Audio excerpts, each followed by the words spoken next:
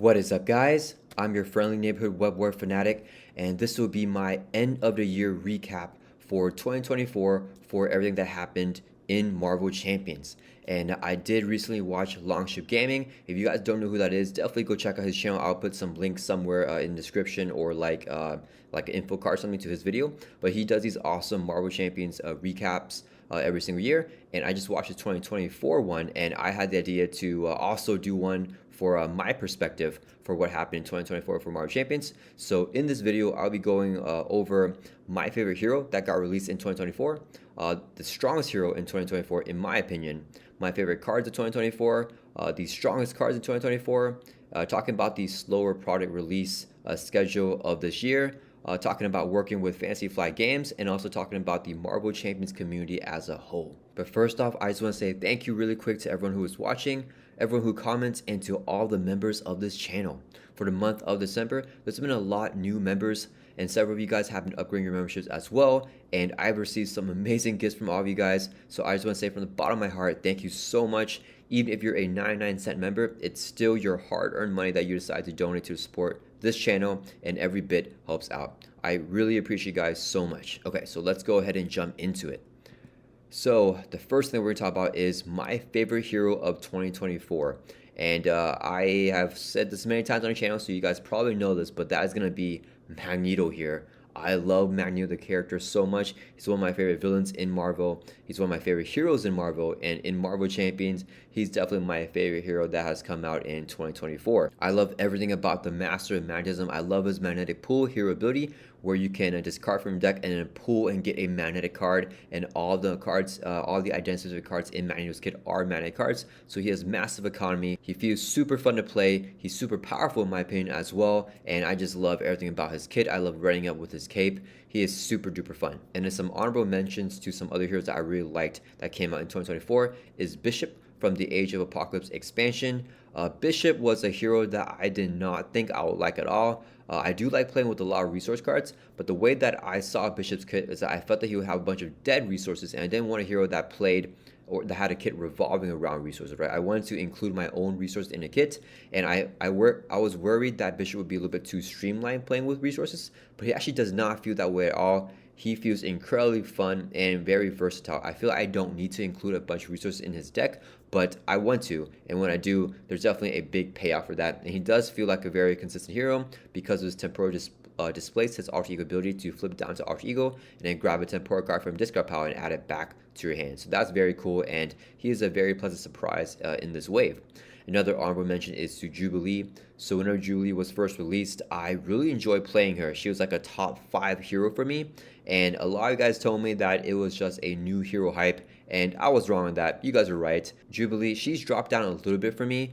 She's still like a hero that I like to play a lot, but she's no longer a top 5 hero. I think it was more of that new hero hype, and I just really liked the shopping spree player sizing that came in Jubilee's kit. I thought that was super duper fun. I thought it was very innovative and different because it doesn't have the victory keyword, so you can clear that side scheme over and over again. So I built a deck called Rush Hour with Jubilee, where she tries to recur Nick Fury over and over again with chance encounter, because she can always get that player side scheme out reliably, because she guarantees that the player will never run out of side schemes, because that side scheme each time it's defeated goes back into your discard pile, and when you deck out, you get it back into your deck again, and you can keep on cycling over and over again. So I found her ability to play with side schemes like that very, very fun, and yeah, she's still one of my favorite heroes of this wave. Top 3 now, but not as high as Magneto or Bishop. Okay, let's move on to what I think are the strongest heroes that came out in this wave, and this is just my personal opinion. It is not objective or a fact or anything like that.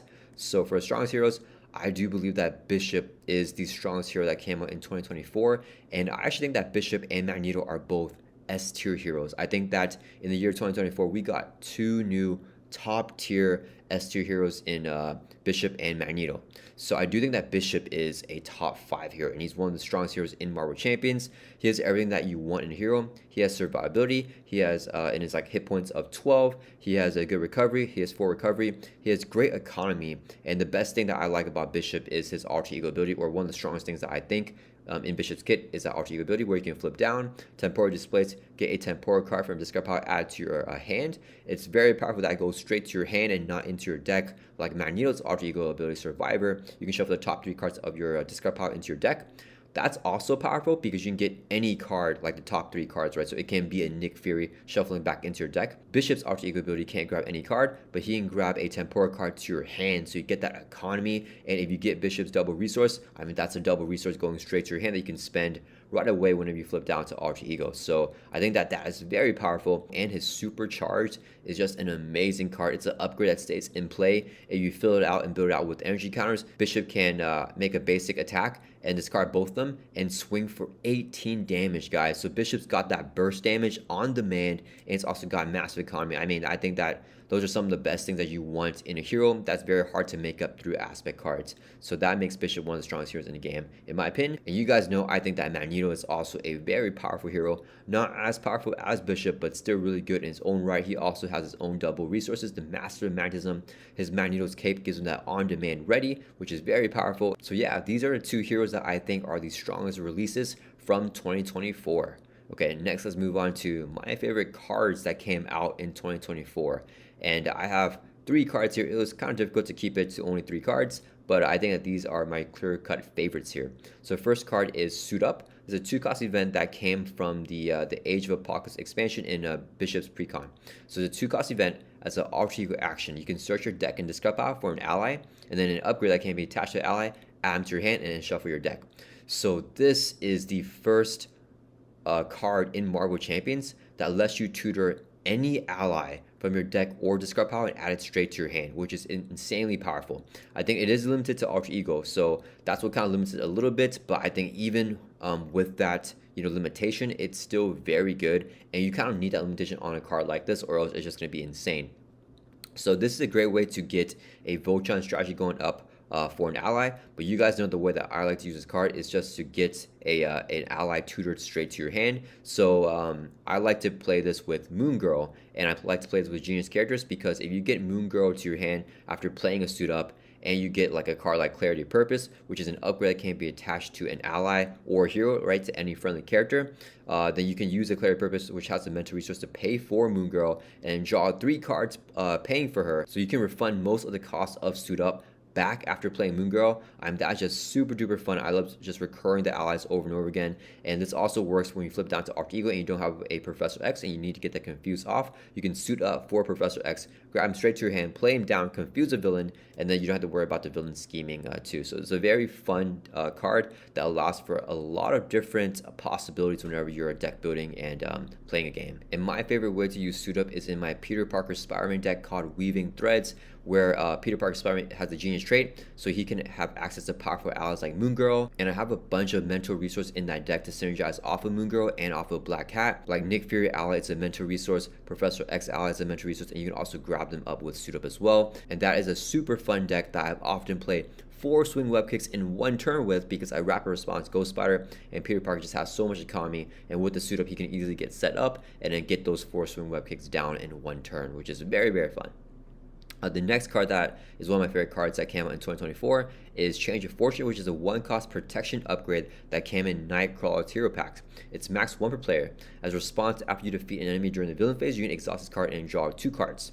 So this card right here is really cool because it opens up a new archetype in Marvel Champions for protection, which is defeating minions during the villain phase. So if you are playing a hero and that has like Retaliate, or if you have ways to give the hero Retaliate, or if you want to play like interrupts that are attacks during the villain phase and knock out minions there, then you can draw 2 cards after exhausting Change of Fortune, which is very, very powerful. So this really gives protection heroes a new way to gain more economy and to get more cards in their hand by knocking out minions during the villain phase. And it's only a 1-cost upgrade, so it's pretty easy to get down, just like Unflappable. My favorite hero to play Change of Fortune with is actually Hulk. And you guys know that I've also used Suit Up with Hulk because Bruce Banner has the Genius trait in his alter ego as well. But playing Hulk in protection, he gains Retaliate with his immovable object, and then there's more ways to give him Retaliate or to give him ways to do damage during the villain phase. And this really helps out with Hulk's economy. It's just a very fun way to play the game, being hero form, having Hulk knock out minions during the villain phase and then draw a bunch of cards. So I really enjoy this card a lot. Even though I don't think it's the most powerful card in the game, it opens up a new realm of possibilities and is very fun to play with. Alright, and the third and final card that I really like in 2024 is Squared Off. and this came in Magneto's hero pack. It's a 0-cost event. I have the text here cut off for it, but it's a hero action. Basically, you discard cards from the counter deck until you get a minion. You put that minion into play, engage with you, and you can play an ally from hand, reducing its cost by 3. So this card is very, very fun. My first impressions of this card was that I did not think that it was very powerful, and I still don't think it's the strongest card, but it is a very niche card that can be really good in specific heroes or specific decks that play around it. So this card really elevated Thor for me, and this card made Thor insanely fun for me to play. Thor has a hero ability called Have of Thee. Each time you engage a minion during the first time during a phase, you can draw 2 cards. So if you play squared off, and let's say you play Nick Fury from your hand, reducing his cost by 3, so Nick Fury will only be 1 cost. You play him, Nick Fury can draw you 3 cards, and then if you're playing as Thor, you can have at Thee because you engage a minion, you draw 2 more cards. So not only do you play Nick Fury, a powerful ally with 2 Thor to attack for just 1 cost, well, 2 effective resources, right, because of the squared off, actually 3 effective resources, right, because a resource, the squared off, and the Nick Fury card itself, but then you draw back 5 cards after getting such a powerful ally in play. So I think that that is tons of fun, and a huge shout out to FFG because they did allow me to review the squared off card for you guys, and yeah, I really like that card. And yeah, maybe this card has a soft spot in my heart because I was the one that got to reveal it first. But yeah, I like this card a lot, and I think it's very, very fun to play with. Okay, so next we're going to move on to what I think are the strongest cards that got released in 2024. And this is just my subjective opinion again. So let's go ahead and see these cards here. Okay, so let's talk about Suda first, just because that was also one of my favorite cards. I also think it's one of the strongest cards that got released. Like I said earlier, it is the first card that can give you a unconditional tutor of any ally, right? You can search for an X-Men ally, a Web Warrior ally, an Avengers ally. It does not matter. You get any ally from your deck or discard power, add straight to your hand. That opens up so many possibilities of what you can do in a single turn, because it could be a very powerful ally. It could be like a chump blocker that's cheap. You can do so many different things. Just having the versatility to do that, to confuse with Professor X, to stun with Mockingbird, to draw cards with Moon Girl or Nick Fury. I mean, it just opens up limitless amounts of possibilities. So I think that because of this ally recursion effect, Suit Up is one of the strongest cards that came out in 2024. Another really powerful card is Children of the Atom. This is a 1-cost support that huge shout outs to Darren Lime, who got to review this card, also from Magneto's hero pack. So it's max 1 per player, and if you play this card, the support down, each X Factor, X Force, and X-Men character you control gains the X Factor, X Force, and X-Men traits. So what that means is, if you're playing like Deadpool, for example, which has the X Force trait, he does not have the X-Men trait or X Factor trait in Marvel Champions, and then his identity-specific ally Cable also has the X-Force trait.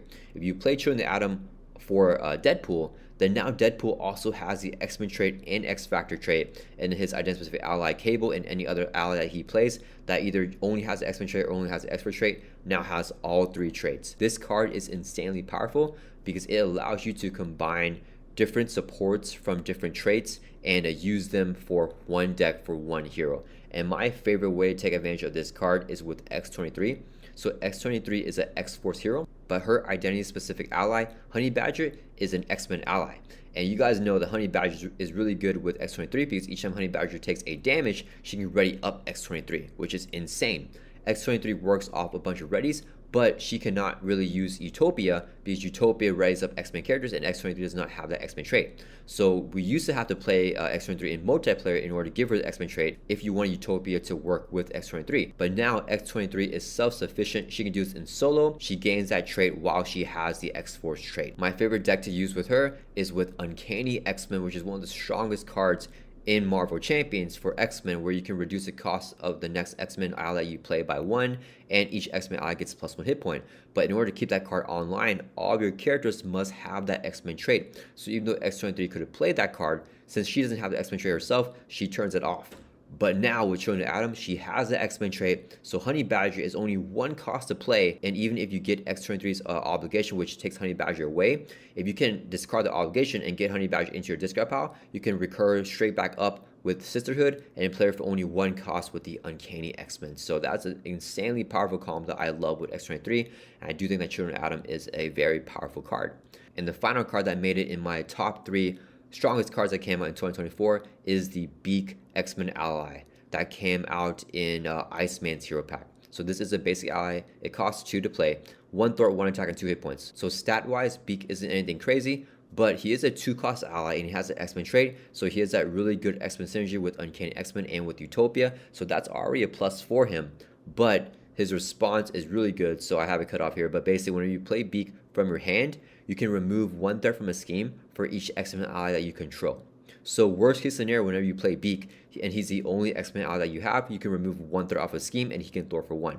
So being able to thwart for 2, or remove 2 threat, on play, basically, because he can thwart for 1 and then remove 1 threat, is already really good for a 2-cost ally. But now if you can have 2, 3, or 4 X-Men allies, because Utopia can increase your ally limit by 1, which often happens whenever you play Beak, you can remove 4 threat from a scheme, which is insane. He can trigger Utopia for you to ready up on your X-Men character, and he can also thwart for 1 or attack for 1 as well. So that is just a super versatile effect, and he's very reminiscent of Pavitri Prahakbar. I cannot pronounce it. It is the Indian Spider-Man that came in Spider-Ham's hero pack. But that Spider-Man, I think, is not as good as Beak, because that Spider-Man is 3 costs. He does have 3 hit points, but being 2 costs is just way better there. So I do think that Beak is the better version of that card, and he is very, very powerful being in the basic aspect as well. So you can include this in a leadership deck, in a justice deck, an aggression deck, or whatever, you know what I mean? So yeah, he is a very powerful card, and these are the top 3 strongest cards in 2024, in my opinion. Next, I want to talk about the slower product releases in 2024. So this is actually my first full year playing Marvel Champions, so I did not really know what to expect. The only thing that came out in 2024 was this Age of Apocalypse expansion right here, and then 4 heroes, right? Iceman, Jubilee, Nightcrawler, and Magneto were the 4 heroes in the Age of Apocalypse wave. So from what I heard from veteran players is that we usually will get at least 1.5 to 2 boxes and a lot more heroes every single year. This year was considered more of a slower year, but I'm very excited for 2025 because we saw from the announcement that FFG plans on ramping up and they plan on releasing much more content for us. And this might be a little bit selfish of a thing for me to say, but for me personally, I did not mind the slower release schedule that much, just because I was a new player and had so much more old content to get through. So this really gave me a chance to catch up and play every single hero in Marvel Champions, and it still took me over a year to do all that. So I don't know, if they released more heroes, I probably would not have had a chance to get all that done. But thanks to the slow release, I was able to go back to older heroes. And I've recently done this core set run too, where I use only core set cards to defeat difficult villains like Expert Magneto, Expert Ronin, and Expert Loki. So that's given me a really fun challenge that I probably would not have done if there were more releases this year. So I definitely encourage everyone, if you're getting a little bit bored of the game, check out all the old content, guys. There's so much stuff to really delve into, and so much things that I did not know even existed, even though it was right in front of my face. One of the heroes that I really enjoyed playing a lot more recently was She-Hulk from the core set, and huge shout out to Risty Rios, one of my channel members. But they put me on She-Hulk in the pool aspect, and I love playing She-Hulk in pool. And I don't know, if the release schedule was as high as it normally is, I may not have explored this core set hero playing with the pool aspect from a Deadpool hero pack. So I really enjoy really diving in and fleshing out these heroes more and learning more about them. But at the same time, I am very excited to get more heroes in 2025. Okay, the next thing I want to talk about is working with Fantasy Flight Games. So huge shout out to Fantasy Flight Games. I appreciate them so much, and it was the biggest honor. Earlier this year, Fantasy Flight Games sent me 2 new cards from Magneto's hero pack for me to preview, and it was Magneto's Cape and Squared Off, the card that we talked about earlier. I mean, that was just the greatest honor. I don't really know how to explain it. It was just a regular Friday, and then I get this email, and I'm like, who's this from? And it's from Fantasy Flight Games. I'm like, holy cow. And yeah, basically they just sent me these cards that I got to look at first, and I could preview these cards for you guys and talk about them. And you guys know I was super biased for Magneto's Cape. That's my favorite card in Magneto's hero pack. And Squared Off, I wasn't that hyped on it on the time, but after playing it with Thor, I actually really like that card as well. And I just think that this is so good for the game. I just love how FFG is looking at all the content creators. They care about the community for this game, and they're reaching out and working with the content creators. I think that's just a really healthy way to promote the game and just have everyone be excited and happy and have just a lot of positivity all around this game. So thank you, Fantasy Flight Games. You guys are awesome. Thank you for seeing us. Thank you for watching our videos. Thank you for noticing us. So yeah, it's just awesome to be a part of a community like this and to know that the developers of your favorite game may know who you are and may follow along on your journey playing this game. So yeah, huge shouts to FFG. And the final thing that I want to talk about to recap 2024 is this Marvel Champions community. 2024 was the first time that I've ever worked with a content creator for anything at all, but for Marvel Champions, of course. Huge shout out to Nelson All Over Cards, who reached out to me for my first ever collab on YouTube. I'm gonna give a short story here. So basically, he hit me up on Reddit. And if you guys know anything about me, I am like technologically hindered. So I'm not good with stuff like that. And I did not even know that you could receive messages on Reddit. Like for my car, I still listen to CDs and I don't know how to hook stuff up to my phone for music. But basically, he hit me up on Reddit and I did not see it for like, I think a couple months. And then suddenly, I think I was on the desktop for Reddit and I was like, what the heck? There's like messages on here. And I clicked on it, I was like, holy cow, there's a bunch of messages on here from people talking about Marvel Champions. And I also missed one from Nelson All Over Cards, who's like one of the biggest content creators for the game. And he asked me to come on his channel to talk about Peter Parker Spider-Man, my favorite hero. And I did not see it. So I apologize to you again, Nelson, for responding super duper late to that. But yeah, that was tons of fun. He is super duper welcoming, very, very professional. And it was so much fun doing that collab video with Nelson, talking about the best hero in the game, Peter Parker Spider-Man. Okay, well, my opinion, the best hero in the game, Peter Parker Spider-Man. And yeah, it was just lots of fun, and it really showed me how awesome this community is. And as someone who did not really know anyone in the Marvel Champions community whenever I first started playing this game, it made me feel really welcome. Thank you again, Nelson. Huge shouts to you. I appreciate you so much. And since then, we've done tons more collabs with like D20, Daring Lion, Villain Theory, Ancient Slumber. So huge shouts to everyone who reached out to me with these awesome video ideas. I really feel like the Marvel Champs community has made huge strides this year in 2024, even though there has been a slower release schedule. This really shows the commitment we all have to this amazing game, the overwhelming positivity and messages from all of you guys, and how welcome and friendly the other creators are. It's a testament to how great the Marvel Champions community is. I am super duper excited to see what's in store for 2025 and can't wait for the Agents of S.H.I.E.L.D. expansion. I hope you all had an amazing year playing Marvel Champions, and I will see you guys in the next one.